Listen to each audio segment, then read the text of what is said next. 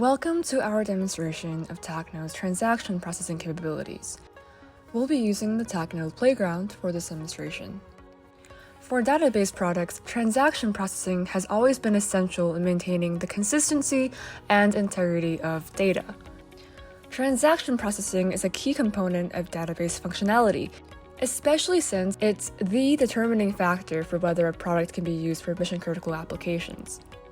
In this demonstration, we'll be using several tables, including the bookings table to showcase Tacnode B&B's booking and cancellation process. We'll use the calendar table to handle booking dates, the listings table to store information about each property, and the users table to record user information. So let's begin our demonstration in the Tacnode playground.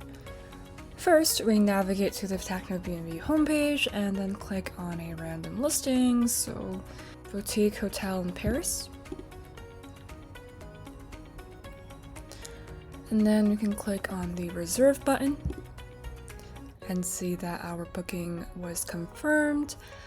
And so now let's take a look at what happened. So we jump to the orders page, okay? And in the back end, since we've initiated a session, which means we can execute multiple transactions over time, we should find the begin that indicates the start of our transaction that happened when we made the reservation. So let's take a look here. Okay, so here, this is the transaction that we should be looking at. So first, we retrieve data about the current user. So the user that is making the reservation, that we see here, from the users table. And after that, we can retrieve data about the listing. And so that's what's happening here from the listings table. And then finally, we have to see whether the listing is available on the specified date using the calendar table. And after these 3 steps, we can now insert this reservation into the bookings table and update the calendar table to indicate that this listing is now unavailable on the specified date. And after that, we can complete the transaction with commit. Okay, so now we can click cancel for this booking and take a look at what happens when we do that. So let's confirm.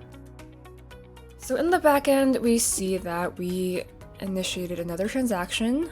So I think it's here. And after that, we retrieve data about the user as well as the booking itself. And after that, we can now update the calendar to be available during the time of this booking and delete the booking from the bookings table, and at the very last step, end the transaction with commit. Okay. So yeah, with that, we can conclude this demonstration of Tacnode's transaction processing capabilities. Thank you for tuning in.